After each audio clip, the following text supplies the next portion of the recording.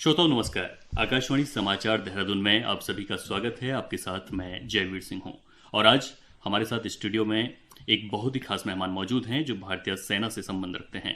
हम सभी जानते हैं कि भारतीय सेना की सीमाओं पर मौजूदगी के कारण ही हम सभी नागरिक निश्चिंत होकर अपनी दिनचर्या का यापन सुकून से कर पाते हैं। इनकी मौजूदगी के कारण ही हमारा देश एक मजबूत राष्ट्र बनकर उभरा है।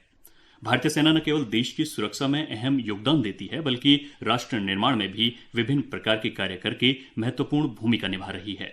इन्हीं पहलुओं के बारे में और अधिक जानकारी साझा करने के लिए आज हमने आमंत्रित किया है मेजर कमलेश वर्मा को, जो हमारे उत्तराखंड में ही तैनात हैं। तो आइए मेजर कमलेश के साथ बातों के सिलसिले को शुरू करते हैं। मेजर कमलेश जी, हमारे स्टूडियो में आपका बहुत बहुत स्वागत है। जयवीर जी, आपके स्टूडियो में मुझे आमंत्रित करने के लिए और भारतीय सेना के विषय पर उच्च विचार रखने के लिए आपका बहुत बहुत धन्यवाद। आपका स्वागत है कमलेश जी, और इस चर्चा को हम आगे जारी रखेंगे, लेकिन उससे पहले मैं चाहूँगा आप अपने बारे में हमारे श्रोताओं को कुछ बताएं। मेरा नाम मेजर कमलेश वर्मा है। मैं विगत 12 वर्षों से भारतीय सेना का हिस्सा हूँ। हम यहाँ गढ़वाल सेक्टर में भारत की चीन के साथ लगी सीमा की सुरक्षा के लिए जिम्मेदार हैं। मेजर कमलेश, इसमें कोई संदेह नहीं है कि जब तक हमारी सीमाओं की सुरक्षा की जिम्मेदारी भारतीय सेना के हाथ में है, हमें किसी भी प्रकार की चिंता करने की कोई ज़रूरत नहीं है। हमने कई बार सोशल मीडिया के माध्यम से देखा है कि गढ़वाल सेक्टर में भारतीय सेना सीमाओं की सुरक्षा के साथ साथ और भी जिम्मेदारियां निभाती हैं। क्या भारतीय सेना के इस पहलू पर आप थोड़ा प्रकाश डालना चाहेंगे? ज़रूर जयवीर जी। हम सभी को यह जानना बहुत ही ज़रूरी है कि भारतीय सेना न केवल बाहरी तत्वों से देश की सुरक्षा सुनिश्चित करती है, बल्कि देश की संप्रभुता को बनाए रखने के लिए सीमांत इलाकों के समग्र विकास में भी विभिन्न गतिविधियों के माध्यम से एक महत्वपूर्ण भूमिका निभाती है। समाज का एक अभिन्न अंग होने के नाते समाज की उन्नति और सामाजिक सुरक्षा में योगदान देने के लिए हम सभी बढ़ चढ़कर हिस्सा लेते हैं और हमें मिलने वाली हर जिम्मेदारी को हम बखूबी निभाते हैं, चाहे वो जिम्मेदारी आपदा के दौरान बचाव कार्य से संबंधित हो या समाज कल्याण का कोई भी काम हो। यहाँ यह कहना बिल्कुल भी अतिशयोक्ति नहीं होगी कि भारतीय सेना राष्ट्र निर्माण के लिए हमेशा से प्रतिबद्ध है। बिल्कुल। मेजर कमलेश, आपका अंतिम कथन सच में बहुत ही प्रभावशाली स्टेटमेंट है। क्यों ना इस पर आगे चर्चा करें। तो क्या आप हमें भारतीय सेना द्वारा राष्ट्र निर्माण और सामाजिक विकास में किए जा रहे योगदान के बारे में कुछ बताना चाहें? निश्चित रूप से। अगर हम भारतीय सेना के राष्ट्र निर्माण और सामाजिक विकास में योगदान की बात करें तो आप देख पाते हैं कि सेना हर क्षेत्र में अपना योगदान दे रही है, जैसे कि आपदा प्रबंधन के दौरान राहत बचाव कार्य, बेसिक इंफ्रास्ट्रक्चर या बुनियादी ढांचों के विकास में योगदान, शिक्षा और स्वास्थ्य सेवाओं के क्षेत्र में योगदान, रोड कनेक्टिविटी को सुनिश्चित करना और सीमांत इलाकों के लोगों को सशक्त बनाना, जिससे इन इलाकों का समग्र विकास हो सके। इस तरह की कई सामाजिक और विकासात्मक गतिविधियां हैं जिनमें भारतीय सेना सकारात्मक और सक्रिय रूप से अपनी भूमिका निभाती है। जैसे कि उत्तरकाशी, केदारनाथ और सोनप्रयाग के क्षेत्र में भी हमारी एक बहुत ही महत्वपूर्ण भूमिका रहती है, विशेष रूप से पर्वतारोहण और ट्रैकिंग के लिए आने वाले पर्यटकों के बचाव अभियान के दौरान, जो अक्सर प्रतिकूल मौसम के कारण फंस जाते हैं। ऐसे में फंसे हुए पर्यटकों को सुरक्षित बाहर निकालने के लिए सेना के द्वारा कई सफल अभियान चलाए गए हैं और कई प्रभावित लोगों को सुरक्षित स्थानों पर पहुंचाया भी गया है। साथ ही उससे पहले उन्हें प्राथमिक उपचार भी दिया जाता है।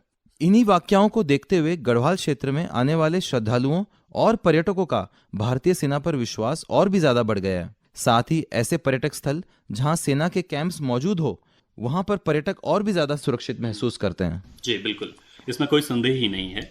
मेजर कमलेश, आपने आपदा प्रबंधन का अभी उल्लेख किया। क्या आप बताएंगे कि आपदा प्रबंधन में आप किस तरह से लोगों की सहायता करते हैं? भारतीय सेना अक्सर आपदा के दौरान फर्स्ट रिस्पॉन्डर्स होती है। हमारी सेना प्राकृतिक और मानव निर्मित आपदाओं से निपटने के लिए विशेष रूप से प्रशिक्षित भी है। साथ ही हमारी त्वरित प्रतिक्रिया, संसाधन, स्वास्थ्य सुविधाएं और लॉजिस्टिक सपोर्ट हमें और भी ज्यादा सक्षम बनाते हैं।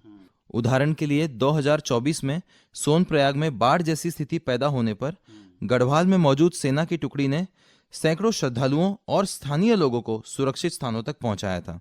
हमारे साथ बीआरओ, जो कि बॉर्डर रोड ऑर्गेनाइजेशन है, बीआरओ भी आपदा प्रबंधन में बहुत महत्वपूर्ण भूमिका निभाती है, खासकर दूर दराज इलाकों में सड़क निर्माण का कार्य करने और मौजूदा समय में रास्तों को बर्फबारी और भूस्खलन के दौरान अपनी मशीनरी के द्वारा साल भर खुला रखती है। इससे भारतीय सेना को और प्रशासन को दोनों को बचाव कार्य करने में और भी ज्यादा मदद मिलती है। बिल्कुल। मेजर कमलेश, हाल ही में हमने सोशल मीडिया के माध्यम से जाना कि सेना सीमांत इलाकों में वाइब्रेंट विलेज प्रोग्राम के माध्यम से पलायन को रोकने का प्रशंसनीय कार्य कर रही है।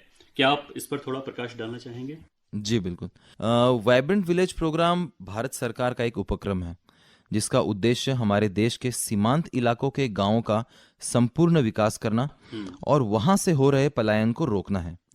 साथ ही उन गांवों का पुनर्वसन करना ताकि सीमांत इलाकों के इन गांवों की आबादी बढ़ाई जा सके और इनका समग्र विकास किया जा सके।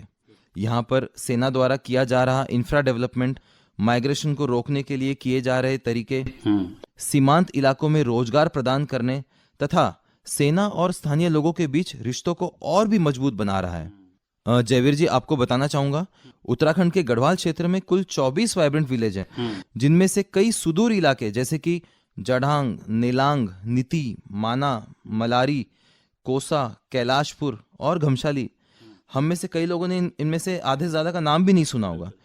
तो ये भारतीय सेना के सहयोग से इनमें कई प्रकार के इंफ्रा डेवलपमेंट किए जा रहे हैं। मेजर कमलेश, कृपया हमारे श्रोताओं को बताएं कि वाइब्रेंट विलेज प्रोग्राम में भारतीय सेना किस तरह से अपना योगदान दे रही है। दरअसल किसी भी गांव के पुनर्वसन के लिए सबसे पहले वहां के लोगों को जीविका के संसाधनों को मुहैया कराना बहुत ही जरूरी होता है। इन गांवों में प्रतिकूल मौसम के चलते फसल की पैदावार करना बहुत ही कठिन है। ऐसे में जीविका के साधन के रूप में इन क्षेत्रों में पर्यटकों का आवागमन बहुत ही महत्वपूर्ण भूमिका निभाएगा। उत्तराखंड के इन सीमांत इलाकों की प्राकृतिक सुंदरता और मनमोहक घाटियों के मनोरम दृश्यों को विभिन्न माध्यमों से सैलानियों के समक्ष रखने से अन्य लोग भी इन इलाकों की सुंदरता से रूबरू होंगे।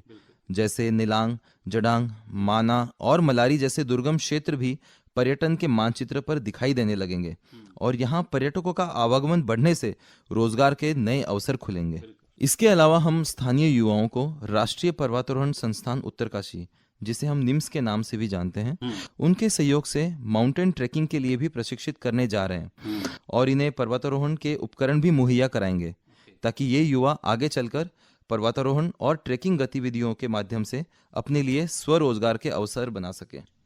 इन क्षेत्रों की स्थानीय जरूरतों को ध्यान में रखते हुए हम कई और परियोजनाएं भी शुरू करने जा रहे हैं, जिसमें निलांग और जडांग गांव में सांस्कृतिक भवनों की मरम्मत करना, जडांग में पर्यटकों और ग्रामीणों के लिए आरओ प्लांट की स्थापना करना, नीति और घमशाली में रूफटॉप सोलर पावर प्लांट लगाना, परसारी गांव में सोलर लाइट, मलारी में 30 केवीए का सोलर प्लांट और कई मेडिकल और वेटनरी कैंप्स के साथ यान्स ऑफ योर जैसे सामूहिक कल्याण कार्य भी शामिल हैं।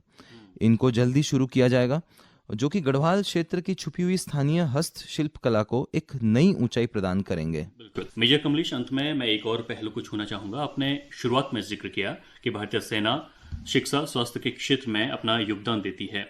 क्या आप इस पर थोड़ा प्रकाश डालेंगे और विस्तार से बताना चाहेंगे? जी बिल्कुल।